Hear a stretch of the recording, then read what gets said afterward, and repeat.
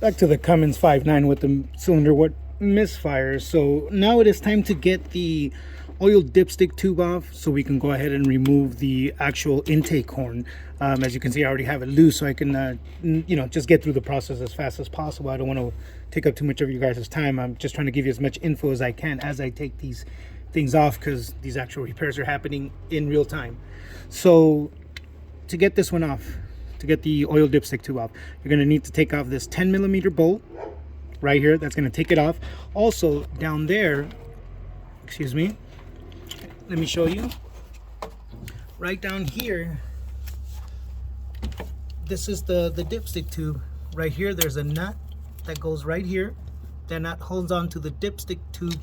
This is the bracket to the dipstick tube. Also, where you see this hole right there, which is where this clamp goes down there. This clamp is an 8mm. This nut is a 10mm that holds the actual dipstick tube. I've already removed the actual 10mm bolt up here, and all you're gonna do is just see, once it clears down there, see, look at that right there.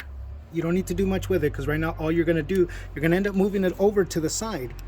But for now, what you need to do is you need to go ahead and get the intake horn off. So on the intake horn, there's a nut right here, 10mm, that's hanging on to the harness part of everything.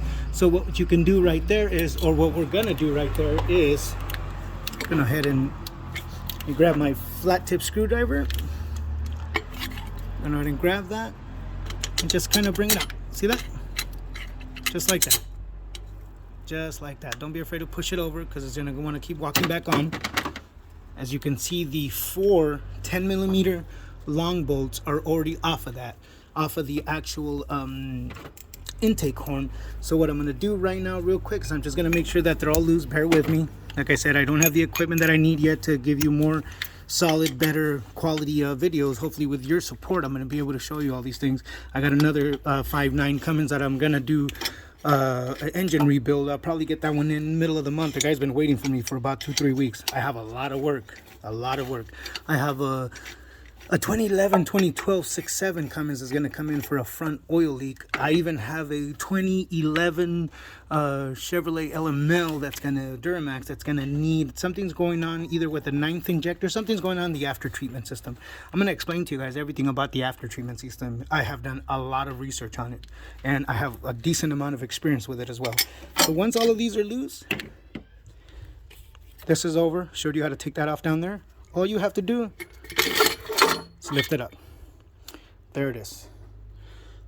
There's your intake heater, your intake heater coil right there. There's your intake horn. It's off. I'm gonna move it over right here for right now, and I'm gonna show you what the next steps are. Be right back.